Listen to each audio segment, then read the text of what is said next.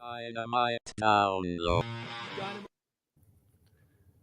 Dynamite download. Dynamite download, your home for all positive coverage on all elite wrestling. Cut a promo like the DMD. They're a very Symphony Boys. Yeah, The symphony of five. Download, you guys, positive energy. You have a great January recruitment month for this. along, I come along in the Well, you know, actually, I did see that, and I was thinking. John Silver, welcome to the show, John. How you doing? The cold spray. I'm tired of the cold spray. I went to bat to do an interview with those guys. You know why? Because they spread positivity about AEW. Welcome to Dynamite Download.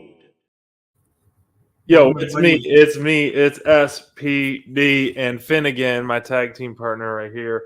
Man, he's been a star on our Instagram page, no doubt about it. He is a star, man. You gotta give the people what they want.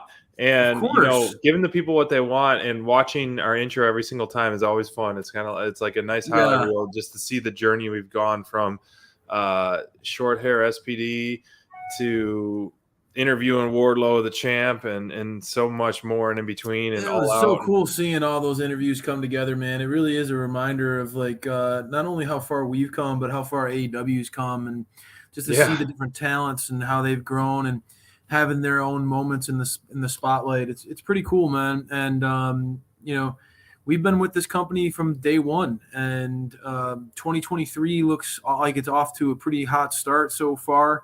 A lot of buzz online about AEW, and I know that you and I both said, this new year, flipping the page to the 2023, AEW had a lot of conversation, a lot of hype, and a lot of people wondering, what this new presentation that they talked about, and we're adapting it here on Dynamite Download. You see, we've got the graphics going. New Dynamite download year as well. I think that they've really made a great transition, SPD, and this is something that we've had a lot of conversations about. Just you and I chatting with some fellow members of the Dynamite Download Nation. The presentation that AEW has adopted for this new year going forward.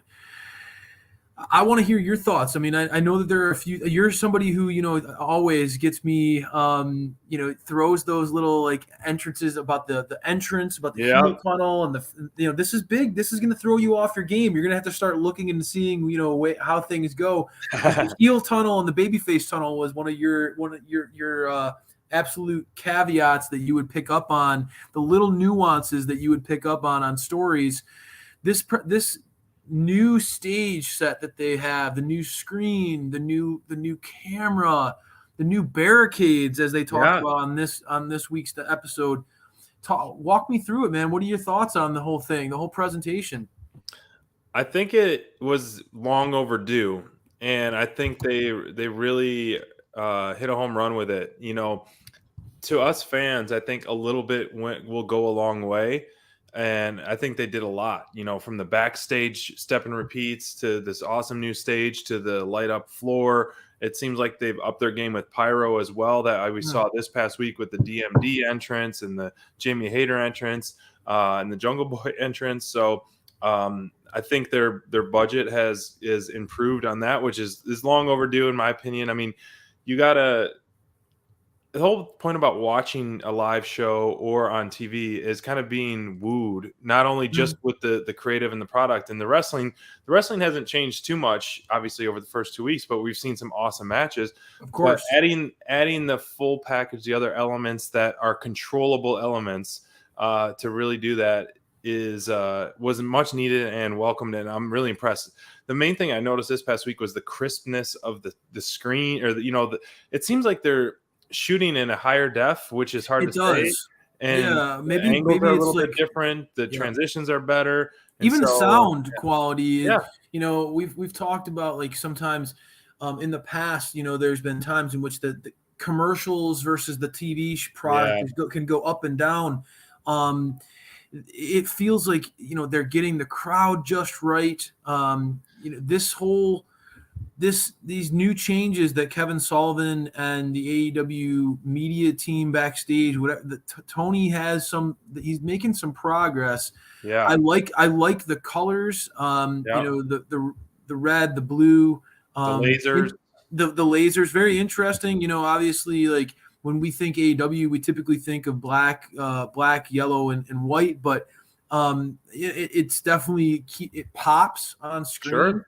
I think that, like you said, one of the biggest differences that I've noticed is it just feels like the camera is in a higher definition or just crisper images. And that goes a long more way. Professional, more top notch. Not that it wasn't before, but it seems like a step above.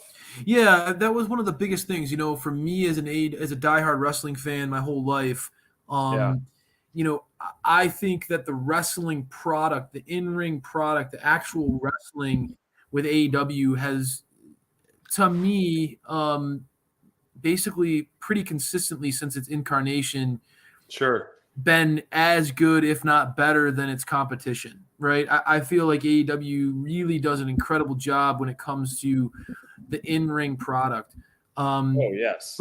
But when you watch WWE, it's obvious that the money that is funneled into that product and the experience, the length of time that they've been able to fine tune their presentation, that was where WWE really, and it still does. WWE really shines when it comes to its overall presentation on screen. Just the camera, the high definition, the way that they're able to, the lighting of the show, they do a fantastic job. That said, I feel like with these changes in 2023, I really do think that AEW has taken a major step forward, and it feels like it's more of a peer than ever before when it comes to overall presentation. And when you have that kind of step in the right direction when it comes from a presentation standpoint, and you pair it with talent like we see here, SPD. I mean, your graphic here really says it all.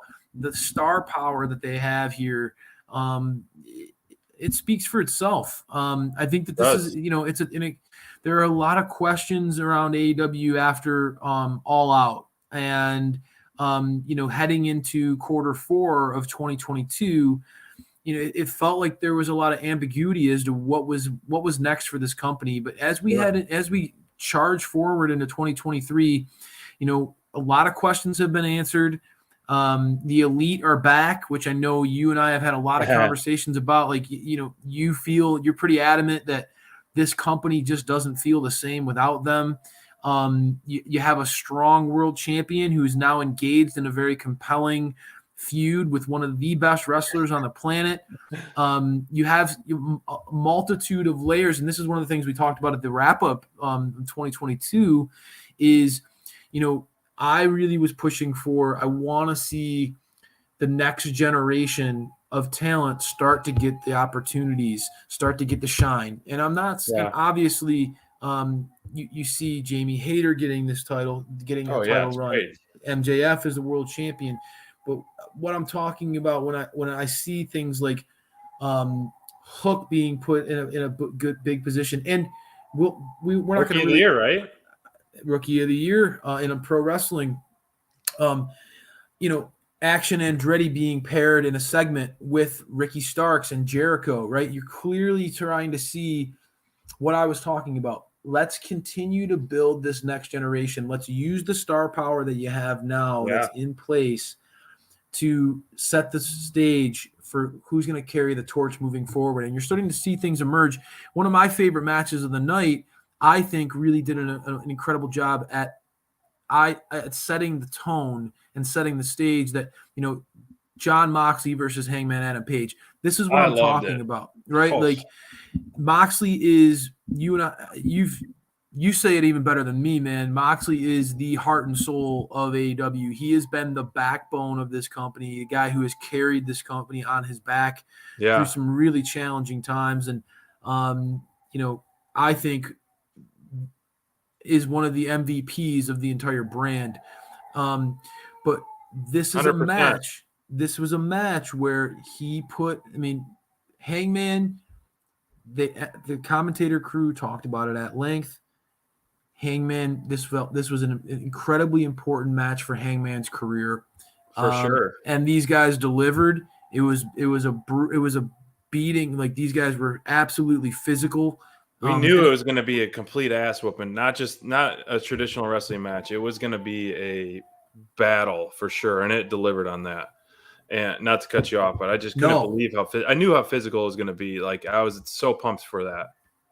Absolutely. Their styles really mesh well together. They do. And, after the scare that Hangman had in the last match that these guys had, the stakes were elevated, right? Yeah. Like, this was a match where you felt like these guys wanted to go at each other. As soon as the bell rang, they were going back. They were beating the crap out of each other. I mean, this was a fight, right? This was a high emotion, high intensity battle. And I felt like these guys delivered. And again, this sets the tone for, questions at the end of the match. John Moxley, sort of as a reflection back to their last matchup. Now Moxley left in the middle of the ring, potentially injured.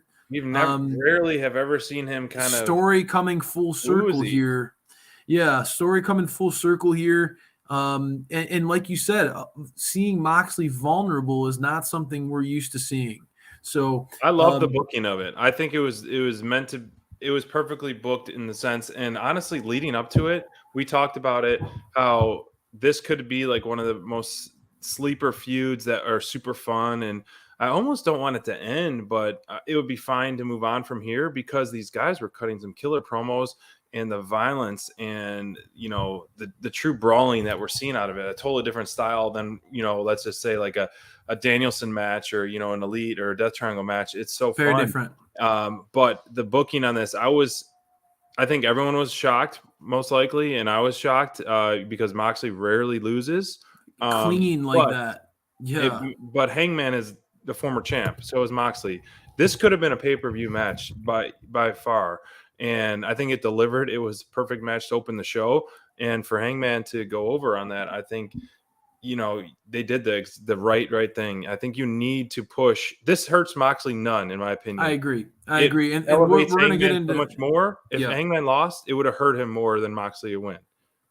And we're going to have some conversation, some tough conversation later in the show where, we're going to disagree that not every match is going to have that, where like a guy goes, like somebody loses and nobody loses anything out of it. I think this match was an example where, Moxley is so protected. Moxley is so built up. His credibility is so strong. Yep.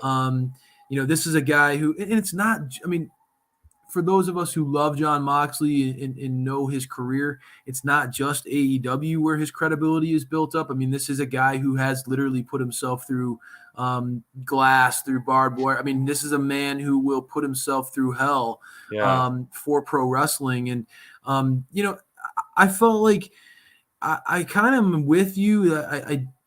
I don't want this feud to end just because I do think this is one of those examples that you and I talk about, iron sharpens iron. Yeah, good this point. This is something where I saw a mirror images of each other in a lot of ways. Two tough guys who won't back down from a fight, who almost really enjoy pushing each other, pushing each other to the limits, and getting punched in the face. It's that kind of mentality.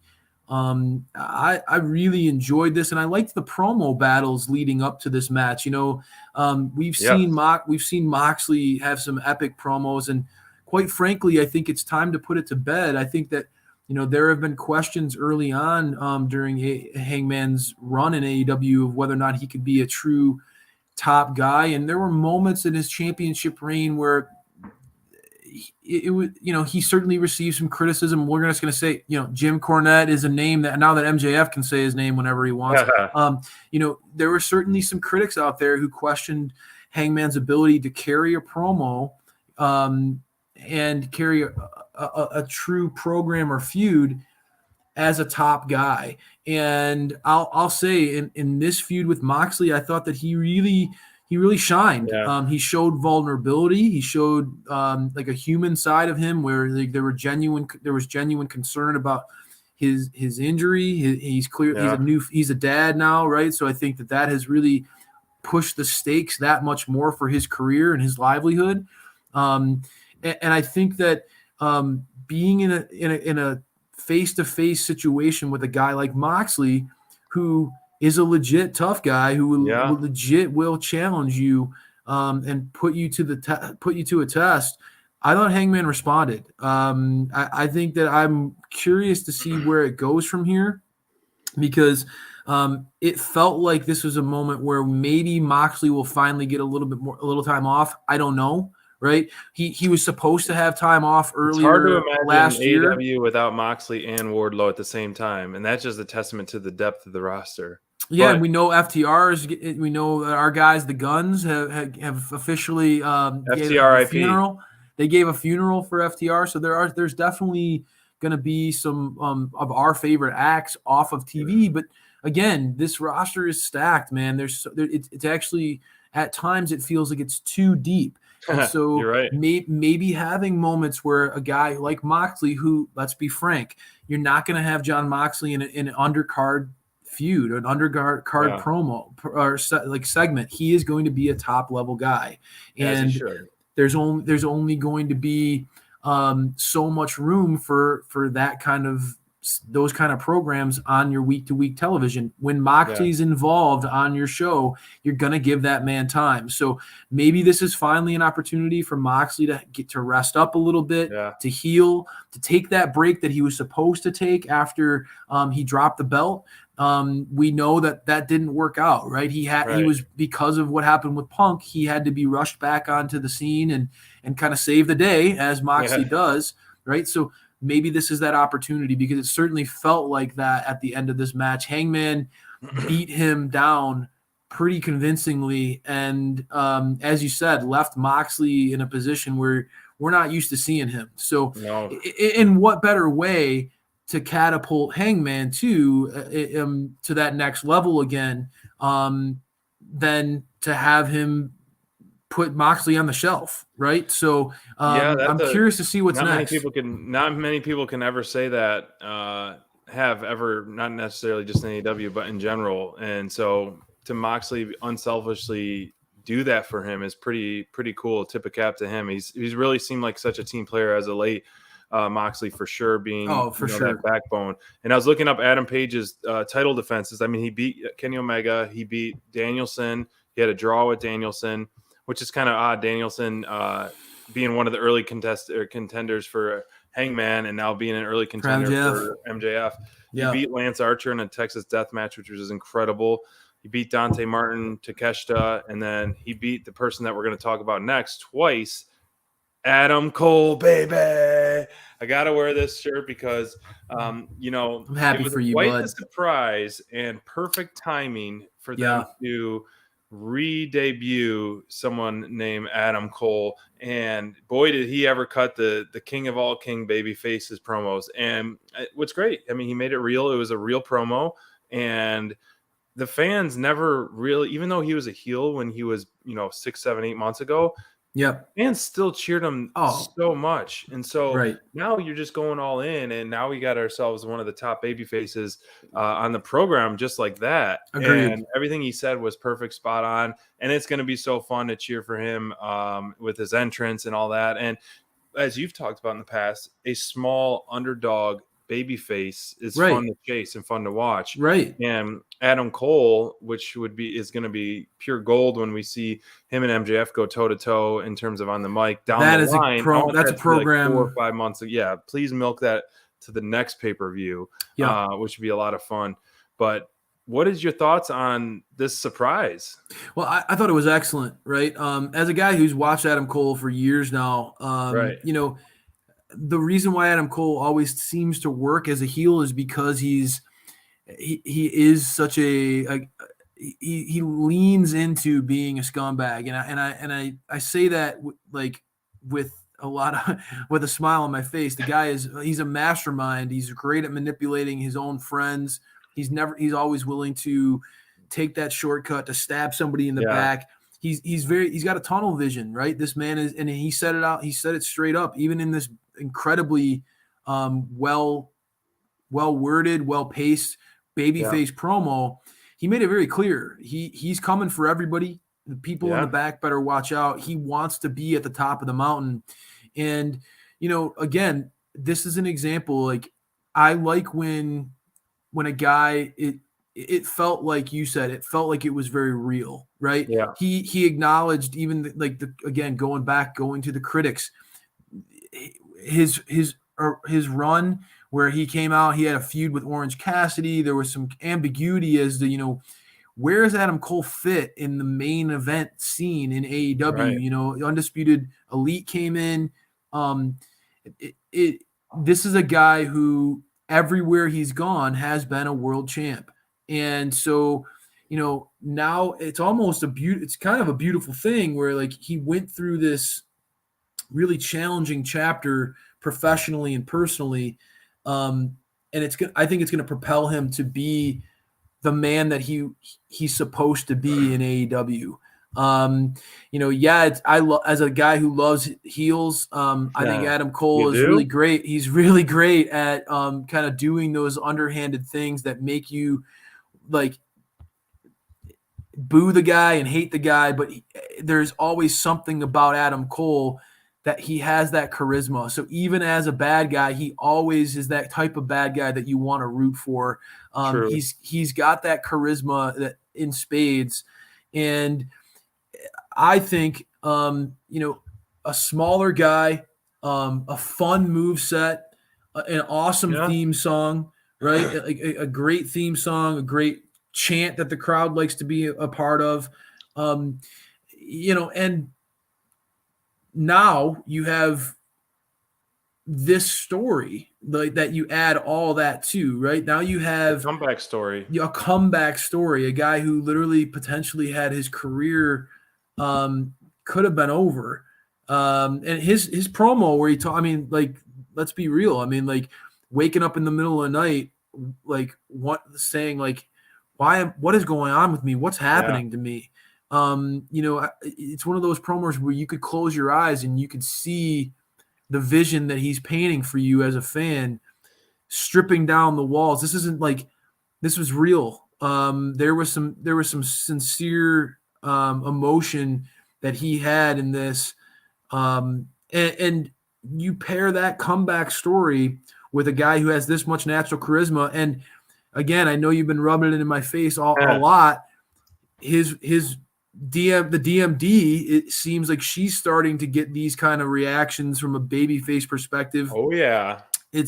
I've been dreading it. But I think that it might need to happen. You start to push the babyface ultimate couple in AEW. I think that the power couple of AEW as babyfaces at the top of the mountain. I could see that again happening one day. I'm happy for Adam Cole. I told you right away after that promo, I said it. Him versus MJF on the mic, those promo battles are going to be awesome. And from an in-ring perspective, again, having Adam Cole be that veteran babyface who can really push MJF and who knows all the tricks, right? That's another thing. MJF is a guy who, by hook or by crook, is going to beat you, is more than willing to cut corners. No one's better than Adam Cole at that game. You're not going to outsmart. You're not going to out manipulate Adam Cole. That's a guy who, we've said it so many times, MJF is playing chess while other people are playing checkers. Adam Cole, that man knows how to play chess. You know what I'm saying? Like he's going to be able to go toe-to-toe with MJF and push him in ways that other people haven't been able to since that CM Punk feud. I think it's going to be really, really interesting. I'm really happy that Adam Cole's back. I think he adds a very dynamic, believable top-of-the-card guy to this roster, bona fide superstar. And again, fills the void. Just as a guy like Moxley could potentially be taking a back seat, you have a guy like Adam Cole thrust back into the spotlight. Again, a testimony to how deep this roster is when a guy like Adam Cole now back on the scene. Pretty awesome. We also are hearing comments in the chat. One of the best things about Adam Cole is as a guy who has been everywhere, right? And this is what we've been listening to Dax's podcast. I love this guy's podcast, a guy who's been everywhere himself. Adam Cole has, if you name it, WWE, New Japan, not AEW, this Ring of Honor. This is a guy who's seen it all. He has a history with so many different guys that there are natural programs. And this is one of the things that I've always liked about AEW, and I miss a little bit about the early days, is when they tapped into those relationships. I love relationships being the foundation of pro wrestling, making these people feel like real people, right? Like having them interact with each other on a level that is, the friendships, the tension, building on things that are real. And Adam Cole, again, mentioning Britt Baker in his promo, like pulling back breaking down that fourth wall, introducing us into his real life. I love that type of stuff. You have to do that as a babyface. I'm all for it, bro. How could you not root for him, even if you are team heel? Like, you can't. I'm on. Yeah. There should have been not a sitting down person in the crowd or someone not cheering him after that promo, in my opinion. It was awesome. I wanted to ask you before we talk about, speaking of his other half, the DMD, I wanted to ask, right off the top of your head, what do you see Adam Cole doing in the next immediate future? Or do you see what belt do you think he would hold first in AEW? That's a great question. Who do you want him to feud with right now? Like, what fun heel? I mean, it's always quick to go to like Jericho Appreciation Society, like, because Jericho is really engaged right now in a feud with Ricky Starks and Action Andretti that I think is just starting, right? I think that feud's just kind of getting going, and I think that Jericho is incredible. Like, he was our heel of the year. Although I feel like that feud is kind of hitting a little bit of like it's off to a little bit of a rocky start. I think that they haven't quite found their footing yet, to be transparent with you. Okay. I'm just being real with you. I think that I think that Ricky Starks is clearly capable of being a top guy. I just, those guys need to figure that out a little bit.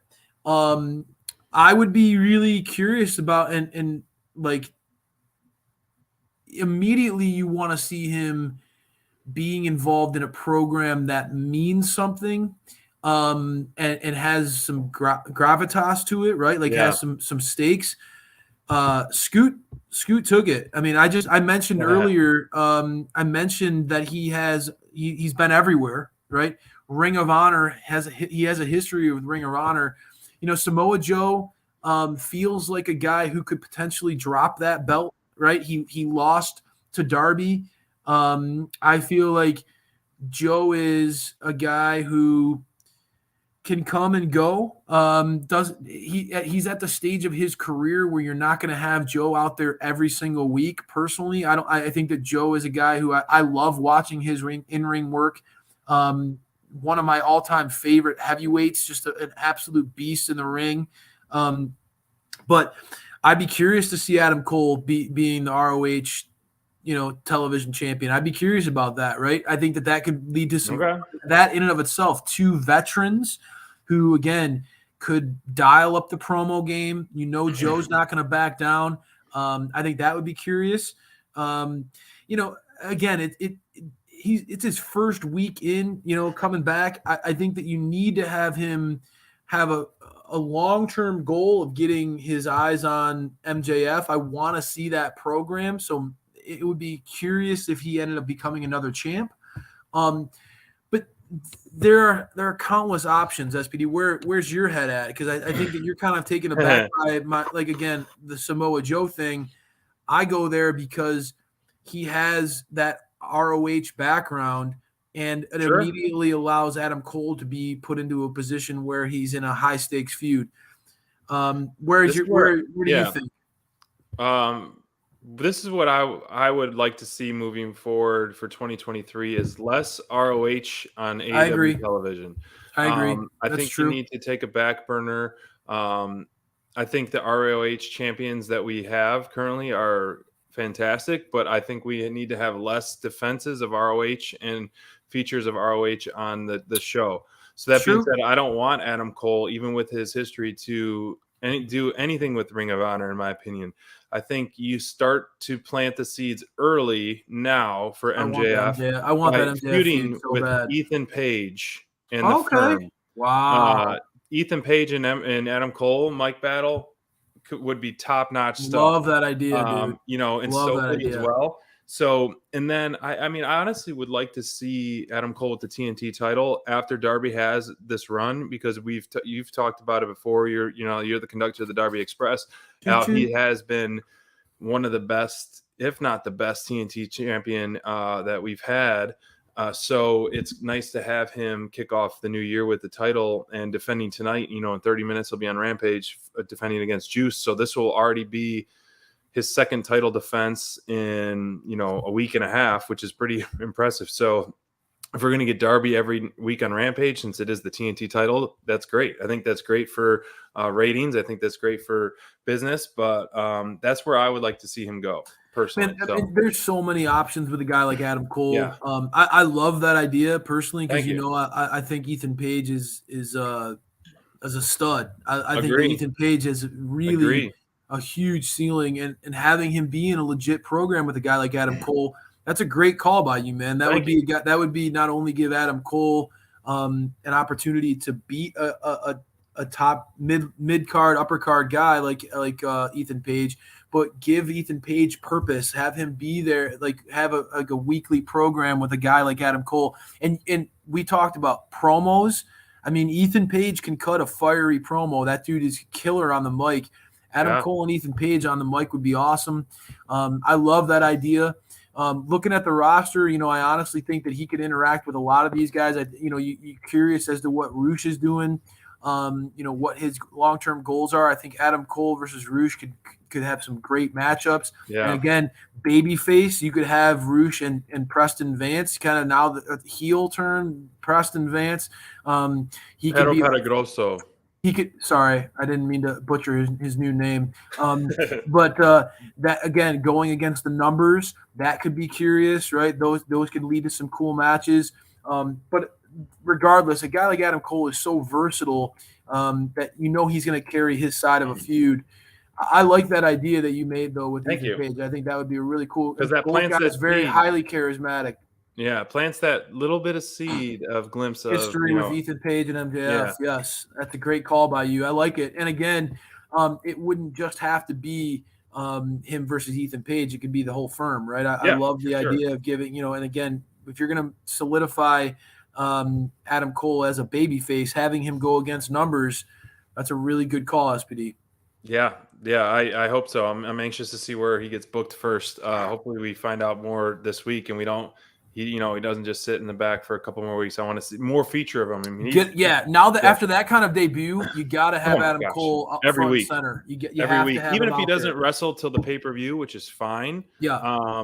Give him a little bit more time to recover and just get his bearings back, and then strike while build the iron's something hot, up, because you're going to want a big pop. Absolutely, just like they've done with Jamie Hayter. Yeah, this match, which was announced probably almost a month ago, how they were going to have this tag match, and a lot of hints of Soraya's partner.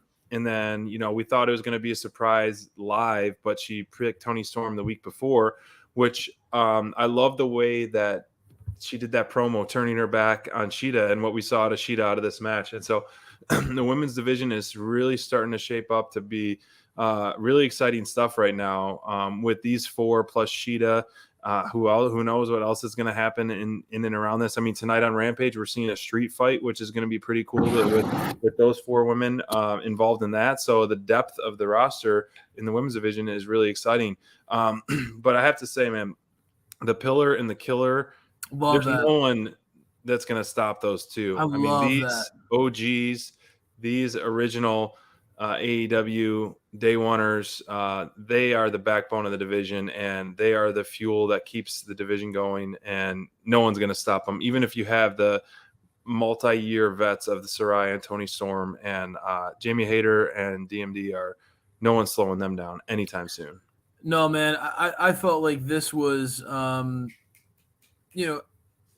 everybody's got their eyes on what Saraya, is going to bring to this division since arriving. Yeah. And I'm still curious to see how it plays out. But to me, the more I see the DMD and Hayter interacting with top-notch talents like this, the more emphatic I am to say, like, they are what this division should be built around. I know that there's so many fans out there that want to see all these other stars take the pedestal, and kind of, there are the critics out there for Britt Baker who are always waiting for someone else to steal her spot. But man, they just continue to deliver. I am just constantly impressed by their ability to cut promos that keep fans intrigued. They're so engaging when it comes to playing off the live crowd. Yes. I like, and their styles are such a perfect mesh. I don't know what the history is. I know obviously like these two have known each other for a while here, but they just work together so well, SPD. I know a lot of people wanted to see Britt and Jamie break up, and there was mention of, like they're always planting that seed every time that they're out there on screen together of, can Britt handle being on the back seat? But man, I'll be honest with you. I genuinely, this is one of those dynamics where I genuinely just think it keeps getting better. I think that these two are so, they play off of each other so well. And it's one of those things where, like, and it's no disrespect to Jamie Hayter, right? But it's like, I feel like Britt fills in the cracks that Jamie Hayter has from a presentation standpoint. Like, Jamie is not the over-the-top personality. She's not that big star persona that Britt is. And all the people, the only criticism that anybody has ever had against Britt is that, she's great on the mic, but she's not can't go or whatever in the ring, which I don't agree with. She's proven herself over and over again. Too.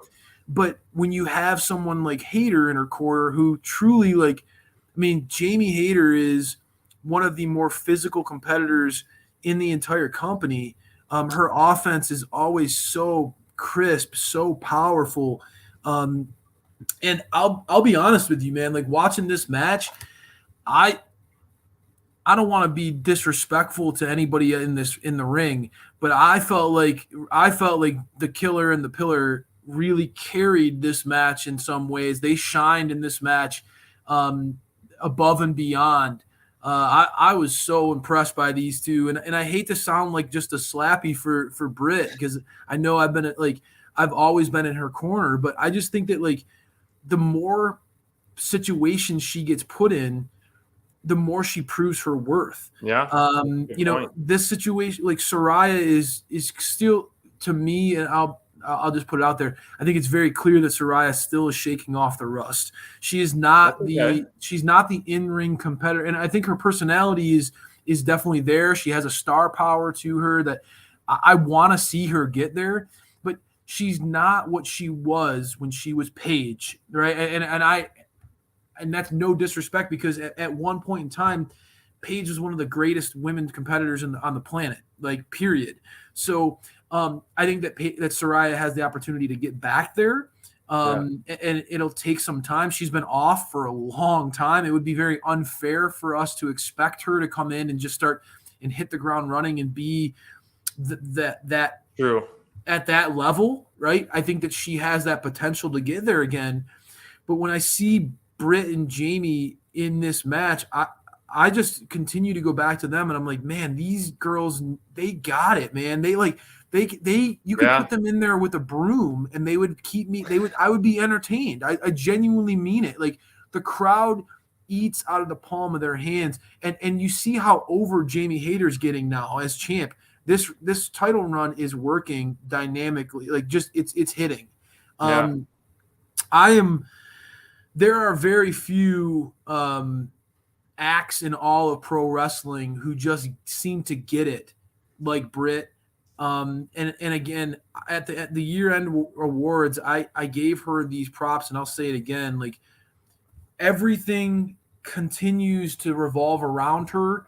And I think that as this division continues to grow, yes, it's important that she has people who can step up as peers. And again, I think that Toni Storm and Saraya are showing that they can be peers, right? I think that Toni Storm has the look. I love her offense. She can go.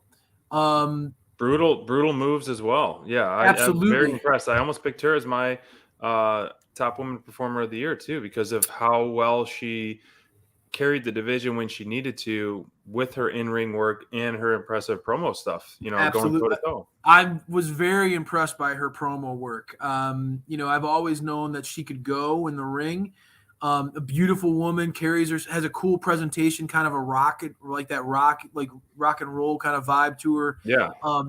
But like good promos since being in AEW, and some nuance to them. I feel like this whole situation with Saraya, Shida, and Storm could come off as cheesy if it wasn't played the way it's been. And I think that, being honest with you, like Storm's promo when they were sitting down and how she kind of reacted subtly to it and continues to gives Shida props, but I'm very curious. I think that we're seeing the seeds of a Shida heel turn here after what we saw at the end of this match, and I'm geeked about that. I think that like a Shida, Toni Storm, Saraya kind of drama catfight situation could be very, very fun.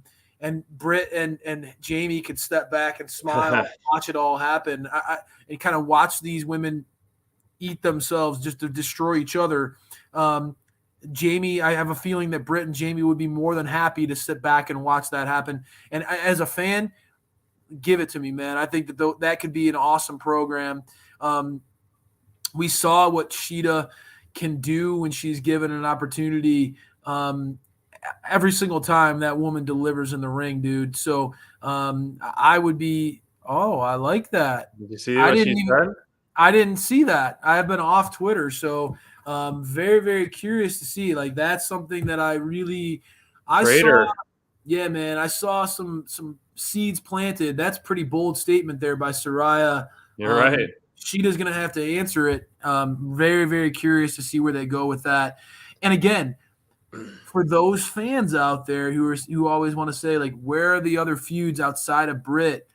This is an example, right? Like, where you use the consistent pillar that is Britt Baker as a foundation for another launching point for someone else's career, for another feud.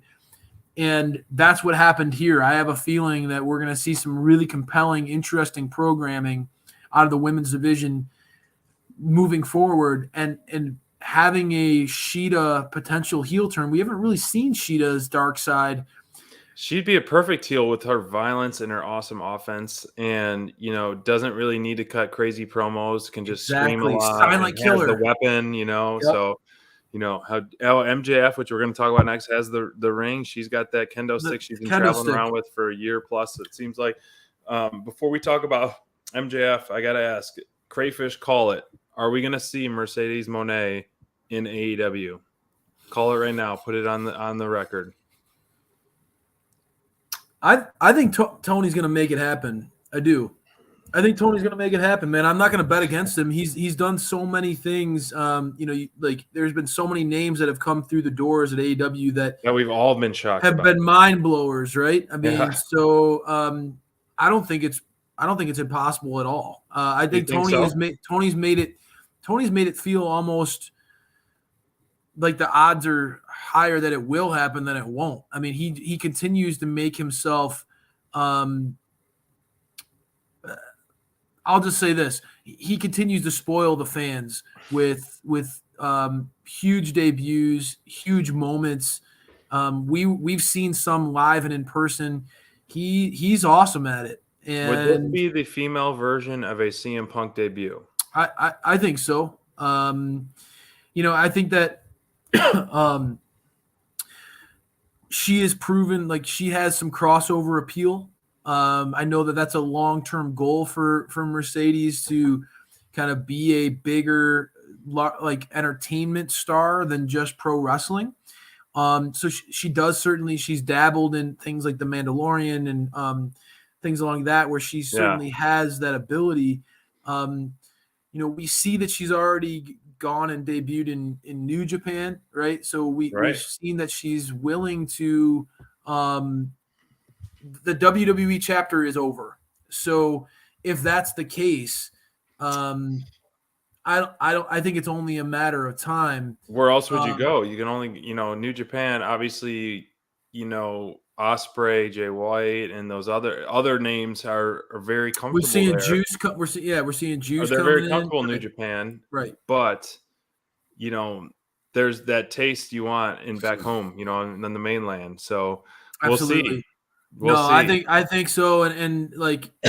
That would be the ultimate. That I'm a big fan of the Boss. If I got to see the Boss versus the DMD, we're going wherever that show is. I will do everything I can to be there. That is a feud or like that is kind of a dream match for me that I never even thought would be real. Right, possible. That would be pretty amazing. And it like. It would be the one time really that Britt would experience a personality bigger than her. Just would be mind blowing, bro. I don't know. I'm at a loss for words trying to describe it. I think that would be pure money. And Britt hinted at it. She talked about how she's the boss of AEW. I love that little line. Oh gosh, I love it. It's almost like even if it doesn't happen. I love that Britt plays. You're gonna you're poking the bear. I think DMD will keep poking the bear until she wants to come, and it's like one of those things. Yeah, keep doing those hints. I really, really hope so. But speaking about knowing the loss for words, man, MJF.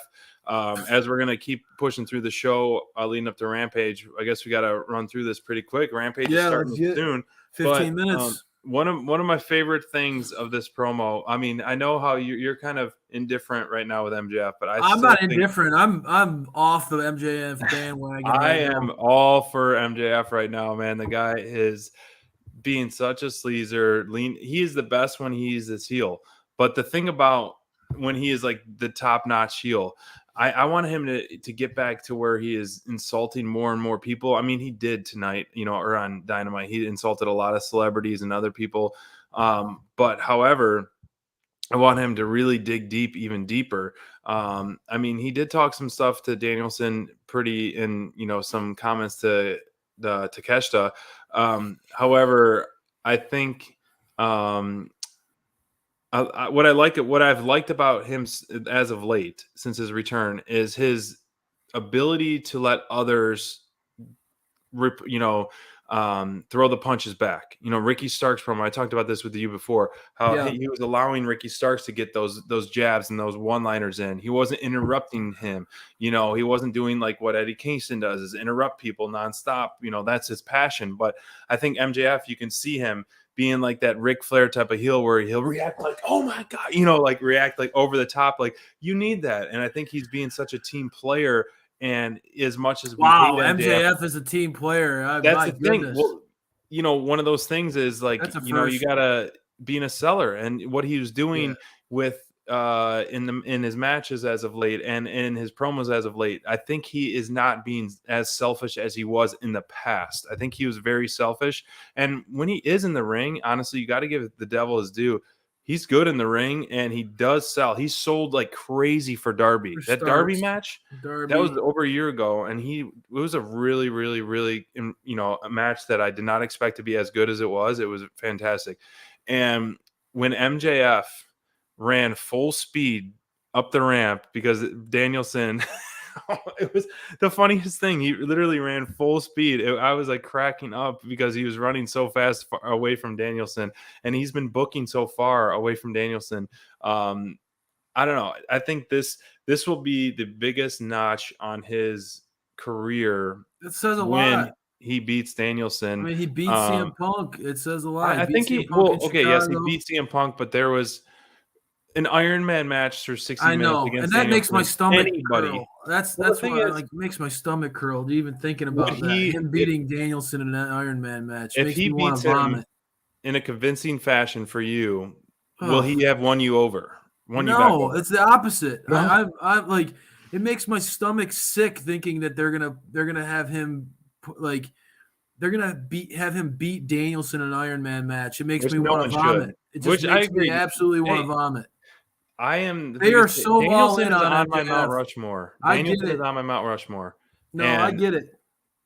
this promo I thought was really, really funny and needed, and I think we're going to continue to get this. I just wish we would see more of MJF in the ring because, honestly, like I said, a few minutes ago, like I think he can go in the ring, and that's what I want out of a champ is to at least fight a little bit more. I don't want these, part-time champs like the Brock Lesnar's where they're only fighting, 4 times a year. I feel like that we're I'll getting give that it out of to MJF. yeah. I mean, MJF bragged about wrestling 7 times last year. I will give it to MJF though. Like there is something If I to could be do said. that, I would love to do that. Well, there's something to be said about your world champ being a special attraction, and let's be honest. Most of the time, people want to hear MJF talk, right? Like so, he can still be a huge value add.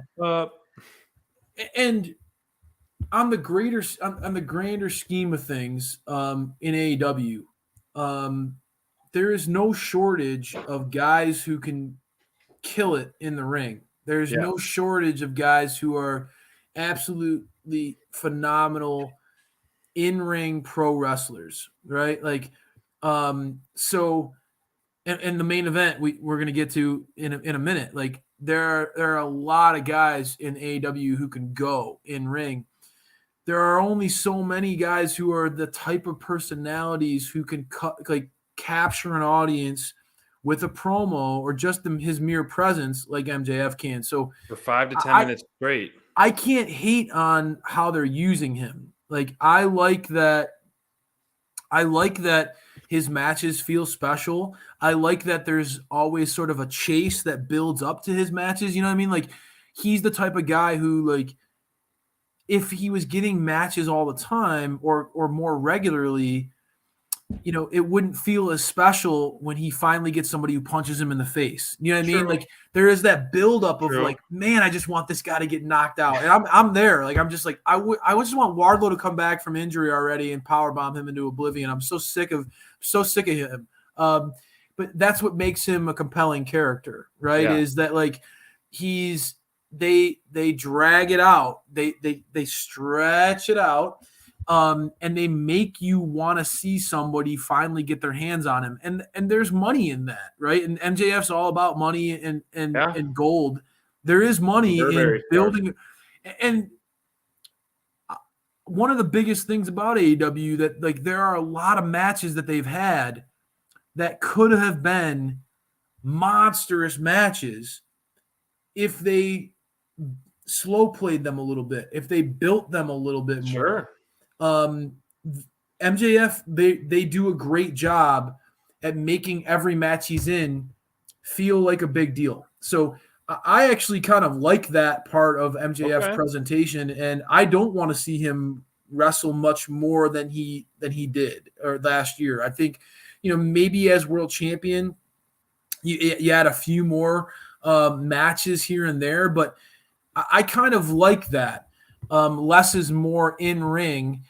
And I don't think the guy has anything more to prove when it comes to his in. I mean, again, an Iron Man match against Danielson is definitely going. MJF's definitely in the best shape of his career. I mean, you could tell we've talked about it. The dude is putting in the work. You can see it. I mean, he's in some phenomenal shape right now. Clearly, he sees this as the opportunity that's in front of him of a lifetime. He's the champ at 24, 5 years old. Exactly. And he's going all in. You could tell he's fully committed. And so, an Iron Man match against Danielson is going to certainly like from an in-ring man, we know MJF can talk, but can he really wrestle? Dude, he's going to silence a lot of people. I do think that match is going to be awesome because Danielson dude, Danielson Danielson's incredible. Danielson, every single week I watch him wrestle, and this week against Takeshita, as MJF said. He should have slapped him right in the face if I was Konosuke. Like insulting your name and mocking your language. He should have, man. He should have just slapped him in the face. That would have been great. And every time Danielson gets in the ring, and that's again, I can't wait for Danielson to slap MJF in the face. Danielson is going to put, and we saw this is going to be an awesome main event. It's going to be different, right? It's going to be different. We've seen, the dog collar match. We've seen MJF get power bombed 10 plus times. We've seen him have his moments where he's gotten his comeuppance, but there is something about Danielson, his physicality in the ring, his motor, his just the relentless nature of his offense. MJF is going to take a beating. I mean, he's going to win. But even though MJF is going to win, because obviously, I want Danielson to be a champ in AEW. That's a bummer for me too, bro. Like that's a big bummer for me too. Like just Danielson. What we're getting out, the same thing with the Wardlow, all this stuff, the matches leading up to it. What we're getting leading up to this is a good example. As good as the payoff. You're right. Because this match was amazing. Yeah. We're getting Danielson wrestling every single week for the next 5 weeks. That's true. He's wrestling Bandito next week, which is going to be an awesome match. Who else he's going to be wrestling? The three more. So it's like that is not true. Those goons out there. These are like this match and next week's match is going to be like such legit awesome wrestling matches to watch. You're so right about that. Man, even though he's taken loss after loss after loss, this talented kid, bro, is to me at an all-time high. I mean, the only thing it took a minute for me to get going with this match because the momentum kind of got sucked out of the sails when MJF was doing the promo after the entrances. And I was like, okay, I was riding the high of that promo. I almost wish he came out and did the promo and then they started like both entrances and then the match. But once this match started going, I was like, oh my gosh, this is great, man. This is some good stuff. But overall, man, what we're going to get out of this leading up to it and then the payoff is going to be really, really sweet. And I can't believe we're going to get that an Iron Man match from Danielson. I mean, the 60-minute match with Hangman, I mean, that was pretty tough to beat. I mean, and we didn't want it to end. And it was just fantastic. Let's shift into the main event because we got a lot to talk about this. And Finnegan has got a lot to talk about as well. Something that I did not want to end was this feud. And I honestly would have been happy if they had a best of 100 because they keep doing different style matches. And these two teams are my top trios teams in AEW, period. I mean, we talk about House of Black, when Dark Order was Dark Order, when, Jurassic Express, maybe with Christian Cage, with Best Friends, other different trios that we're seeing the factory, just the pure talent that we're seeing on screen is tough to beat overall. And I mentioned it to you, AEW is not AEW without the Elite. And I think they are at their best right now. And they're healthy. Kenny Omega had an outstanding match with Will Ospreay recently. The stuff, he looks very, very healthy and strong in the ring. And I know we're gonna butt heads a little bit on this, but I think after everything that happened at All Out and the animosity with the Elite and CM Punk's camp and all this stuff, I think the Elite could have came back in a certain way where as heels, like true heels, and booked themselves to be top guys right away, but they lost at the pay-per-view, which was surprising because we were all like, oh, this is where Death Triangle is going to lose, Elite's return, and they kind of hinting all this stuff, but they didn't win. And then they lost, and then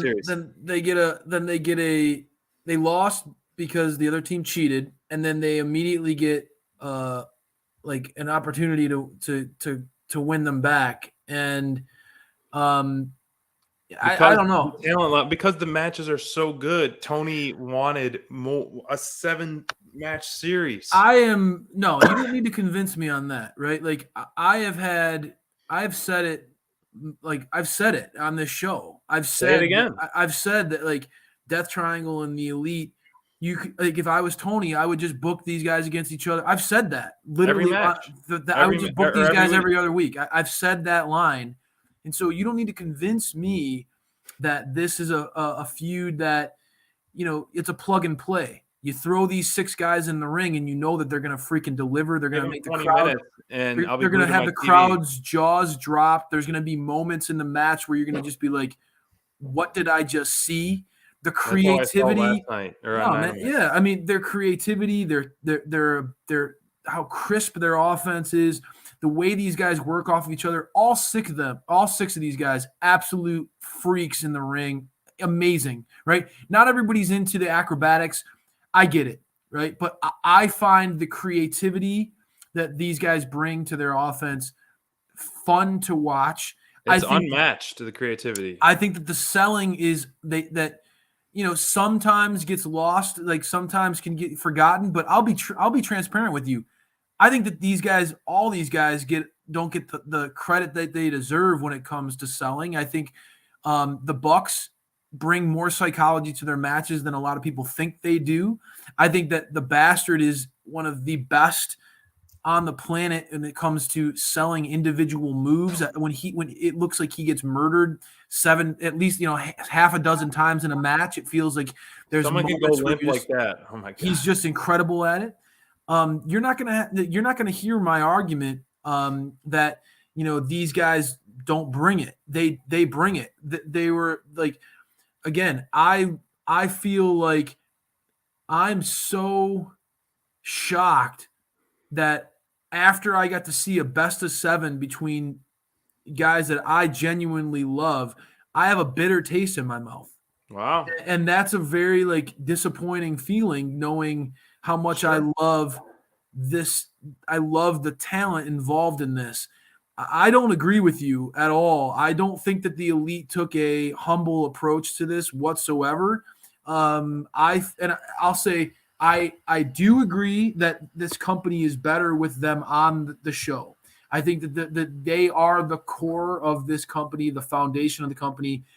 I love these guys. I'm not saying like I think that they're lousy, that they're lousy people, that they you know, none of that, right? But I totally disagree with you when it comes to that they took a humble approach to their comeback. They immediately got a title shot. They lost because the other team had to cheat. And then they got into a best of 7 series where the only thing that happened was the only way they lost was the reigning champions had to cheat every single time they beat them. You and I had this conversation before in text message, and it's different. It's different face to face. It says something that the only way you lose is by getting hit with a hammer. Not one time in this best of 7 did the Death Triangle, did the reigning champs get over clean. To me, I was really disappointed that they went that route. Now, again, it might lead to a story, right? And I thought that there was moments in this presentation that felt like it was going to lead to the Death Triangle imploding, right? Which could happen. We saw hints of, you know, the Bastard being the one to push this, embracing the dark side, embracing the heel. Don't worry about cheating by any means necessary. We got to win. We saw some inner turmoil with the Death Triangle. Sure. But the psychology of that story went out the window when Phoenix embraced it and cheated in this best of 7. To me, they lost that part of the story. It doesn't make sense for me going like it doesn't make any sense unless Phoenix argues that, hey, the only reason why we got into a best of 7 to begin with was because we used the hammer and we cheated. Maybe they go down that path. I certainly feel as a Death Triangle fan, I love that. I love this group. I feel like this group is done. I feel like they're done. I don't feel like you come back from something like this. I know that you're captivated by the match quality. And again, I'm not surprised. These guys killed it in the ring. That ladder match had so many crazy spots. I mean, you're talking about a spike pile driver onto a ladder. You're talking about a one-winged angel off of a ladder. You have countless examples of like just crazy stunts. Nick Jackson jumping off the top with like a 450 onto a table. Oh my gosh! Just like the random spots you almost miss where Kenny Omega jumps over the top ropes and lands on the table himself because Pac walks out of the way. Like, just that spot is so like overlooked. And that's the thing. These guys do so much that, a best of 7 was an incredible showcase of their talents. I don't think it was enough.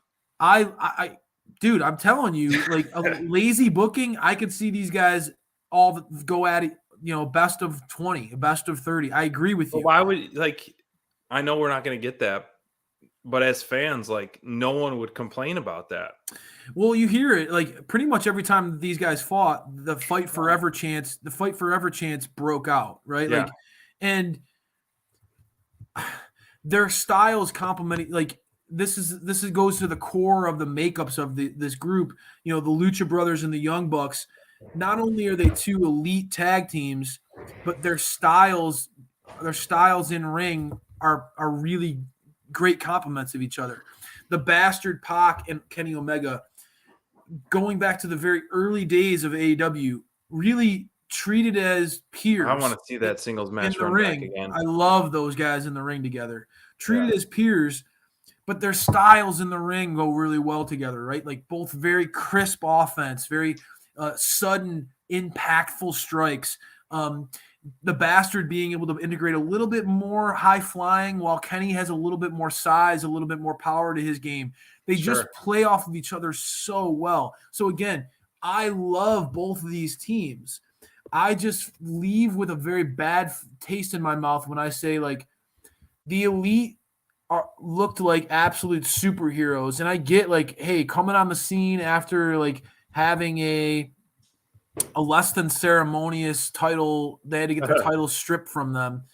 But the way in which the Death Triangle had to literally cheat every single time they beat the Elite, it's it just felt lousy. I guess I didn't even notice that's how they won all their matches. Well, I did. I definitely did. I was salty. I guess not noticing that, it put it in perspective for that. But you talked about immediately getting a title shot. Yes, they were stripped of their titles, so they theoretically on paper to me would be the next in line, regardless of how well other trios teams are performing. Because there really is no other trios competitors. No one else on the market right now. I get it. Other than eventually House of Black. I hope we don't see the Death Triangle dissolve. I don't know how they come. I mean, I don't know how you come back from that. And but you're gonna get match quality. What if you did a triple threat trios, House of Black, Death Triangle, Young Bucks? Keep that intertwined, or even a 4-way trios match. You can even throw in AR Fox and Top Flight, which all that alone would be pretty crazy. They're being presented pretty well right now. AR Fox is the impressive guy, man. The refereeing is very weird right now too. AEW is definitely pushing this. Aubrey is overriding and catching things. It's just I'm not vibing with that. I don't it's just very odd because it creates these inconsistencies in presentation where it's well, if Aubrey's going to come out and override in this match when cheating's going on, why isn't she doing it in every other match? I think it's a dangerous game to play like that. I don't really like that. And quite honestly, I feel AEW tried to attempt to kind of outsmart itself with the story, with this using interference, using the hammer, and it just, to me, it was a detriment to the whole story. That's all that was really it's weird that you didn't stick out to you, because it was that was the crux of this entire story, was that they cheated and Kenny and the Bucks continued to have to overcome that, and they got into a 3-1 hole because the Death Triangle cheated every time they won. It's just that felt like that was at the forefront, and it overshadowed the fact that we got to see 6 of the best guys on the planet going at each other. To me, it was just a very it was a miss, and it was very disappointing considering these guys. The matches themselves were awesome. Yeah, the feud could be the core of your trios division for the next 3-4 years. I mean, it's going to be hard to top this trios feud. I don't see any, even with House of Black being as strong as they are, I think that would be a nice transition for either team. But other than that, there's no clear trios that I could see. We saw the Death Triangle and House of Black go at each other, which is fun. I don't necessarily want to see that again. I question if the House of Black and the Elite, if their personas will play off of each other. I think in ring it would be really, really fun. Yeah. But the Elite are so goofy and so kind of I don't know, the House of Black. What are some teams that you'd want to see compete? Great for the question. field? I mean, right away, I think AR Fox. right away, I think Blackpool Combat Club would be a lot of fun as a no nonsense group. They don't seem Dark like Order they have a kind lot of get going their on. rematch. I mean, Dark Order with Evil Uno get their rematch, at least just to kind of a filler trios, because we don't really have true trios currently. But who can put no one's going to match the match quality that these two teams have put together. If you saw Claudio, Yuta, and Danielson, for example, I mean, Claudio, Yuta, and Moxley go against the Bucks and Kenny, that would be pretty awesome. It would. I think that would be pretty sweet. But I hear where you're coming from. I mean, and you see you're not going to see the best friends in Orange Cassidy. There are chinks in the armor there, and I don't know if that's really a program the fans would want to see, because you'd be splitting the fans. True. Jericho Appreciation Society is on the map, and you could do some sort of Sammy and Team 2.0, or I don't know, but that's a great question, and I don't know the answer to that, SPD. There's nobody who jumps out as clear.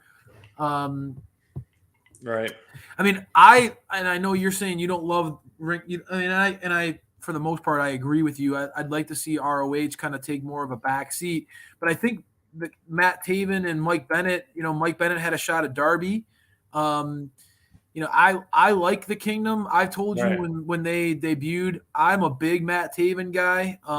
I like that guy a lot. I think he's got the personality to carry a program. The Firm certainly seems like they could use something somewhere. They could go somewhere. I mean, that's another group that kind of doesn't seem to have a lot of direction right now, especially off of a loss. Big Bill and Lee Moriarty losing pretty convincingly to Hook and Jungle Boy. That's a group that could reconvene and maybe get their direction there. If your guy Ethan Page doesn't go into a program with Adam Cole, that could happen. Yeah. There's nobody that really jumps out as clear next contenders for the Trios Championships. Even in this deep of a roster, which is surprising because how long we've kind of wanted a trios belt because of how the roster was. What about mogul affiliates? What if Swerve and his tatted up? I don't want to see them lose though. I want to see them just start being more dominant. But yes, I mean that could be something. I think you just push Swerve as the singles and Mogul just kind of still be as this his bodyguards type of thing. Bodyguards. Yeah, I could see that. That's more. You don't want to overexpose those guys in the ring. So real quick, I'm a big fan of the Factory. I mean, I would be more than happy to see that. But I mean, I honestly, that's a good question. Not a lot of things jump out at you. They got manhandled pretty quick in the versus House of Black, unfortunately. But the thing is, with the whole real quick circling back to the Hammer thing, as much as you didn't like it, being the Hammer as the key to certain wins led to more all stipulations. 3 wins, by the way, yeah. What? No, all 3 wins. Yeah, okay. I know what you mean, but yeah. But it led to different matches. So even as fans, as a no DQ ladder match, it's a great point. So without that hammer, I don't think you would be like randomly, okay, well, now let's just do it. No DQ match. You know, the hammer told the story in the sense of spicing things up, you know, as much as you don't like the way those were finished, they were doing that. Elite was like annoyed, and like, fine, we're going to go to your level and we're going to do this no DQ. We're going to do this. And like, so it and I like that. That's a good point. You know, SPD, I don't think it needed it, but as it a did. baby face, I got to give you credit. As the baby face, that's Thank true, you. right? That is true that the stakes got elevated because the Death Triangle always found a way to bring in that elevated violence and bringing the hammer into it. I get that part of it, and that's true. Yeah. But we like these guys being EVPs, like, and just making match stipulations because they can also creates a very slippery slope.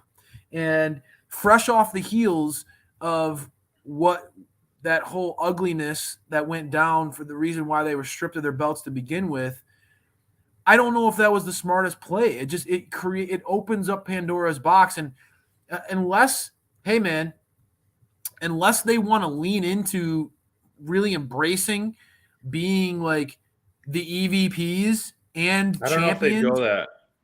and being bad guys who Yeah. who can manipulate. And hey, man, like, dude, Kenny and Don Callis, and like with that whole group when Kenny was the champ and he was a heel, that was the best. That was the best Kenny Omega in AEW, right? So Right. I know that Agreed. it might sound like a weird sales pitch, but like, do you run away from it, like, or do you embrace it? Do you say, like, not only are we the best, we the best wrestlers on the planet, we got That's the a good belts to point. show it, but we're the EVPs. We're never losing these belts again. We'll book the matches however we need to in order for us to keep the belts. I don't know. I mean, like, they opened up Pandora's box there. That's a good way to book it. However, I don't know. The fans have been won over with their performance in the ring. Have they? I think so. I don't know. But I mean, we'll see. I think so. I don't know. I'm on. If I had to pick a team, I would pick Death Triangle as my team. You know, Ray Phoenix has been my number one wrestler in AEW, my favorite wrestler for a while. And Lucha Brothers has been my favorite tag team for a while. As much as I love the Young Bucks and Kenny Omega, and you have made me into such a huge Pac fan, the Lucha Brothers they're a team. The Young Bucks do this, but not as much as Lucha Brothers do. Just literally every time I'm just like jaw dropping. Is this real? Like, yeah, I'm like, absolutely checking my sunglasses or like my glasses. I'm like, is this real?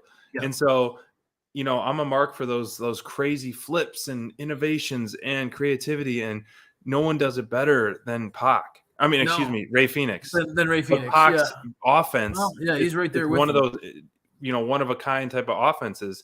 Yeah. And overall selling and promos, man, the guy can cut a promo. But Ray Phoenix, man, just the way in Penta, like, they're just so fun. Like, the creativity is incredible, man. And they make things that, like, I'm on Team Death Triangle. Impossible. But I'm looking at it as a fan where I think, to me, Young Bucks booked themselves in the right way in terms of slow playing their return, giving us some banger matches, and letting them regain their belts that they rightfully won at first, and then going from there.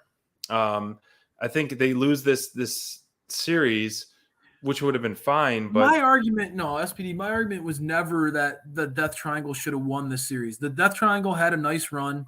Yeah. And I'm okay with them losing. That's not my point. I just think that the way in which they lost this, I don't know. I just am very. I think that if you would have been happy with more clean finishes, I think it would have been better. I think it would have been better. It would have presented them more as equals, and as peers. And I think that, like, although the matches themselves showed that these guys are all incredible, I think that the way these things played out, it didn't do Death Triangle a lot of favors when it comes to being able to say that they are on the same level as the Elite. I don't think it did that. Good point. And maybe I'm overreacting because it's such a fresh wound. Okay, I'm a little salty about it. But I see, like, you know, the Young Bucks and the Lucha Brothers have a lot of history with each other. Kenny and Pac have a lot of history with each other. Maybe my calls for Death Triangle to implode are premature, but I don't it think, feels you know, like they need Death that, Triangle. They need them. They need them. That's what I was just gonna say. I was like, as we're talking about this, you can't have one of the core trios in your company implode right now because there's not enough established trios teams to make it compelling, right? Yes, I think agree. like even if they don't even if they're not involved at the Elite in the right title, now, just put them with someone or something like you can't have this group split up right now. And now I would love ROH, like you said earlier in the show. I think you really nailed it. I would love the ROH stuff to take a little bit more of a backseat, and I would love the trios division to get a little bit more love, a little bit more on-screen time. And so House of Black is a group that I think a lot of people are like chomping at the bit to see them out there. You know, we talked about the Acclaimed being a really hot act. Throw the Acclaimed and Daddy Ass in a match. Why not? I mean, that would be awesome. So, speaking of that, we're missing the Acclaimed right now. We got to. Yeah, I know we can keep going on a tangent about this. But Rampage is on. I want to turn this baby on and catch that stuff. Right. So everybody, Scissor Me Daddy Ass. We're gonna go out into the sunset for Dynamite Download episode 93, bro. Love you, bro. Have a good weekend. Love you, man. Friday Have a good 13th. weekend, everybody. Enjoy we'll see Friday. you next week. Thank you for joining us. We'll talk soon. All right, everybody. Scissor Me Daddy Ass. Hollywood Hall of Fame. Is it on right now? That part? No, not yet. We gotta turn it on. We're missing it. We're All recording. Right, I'm going. All right, everybody, turn on Rampage.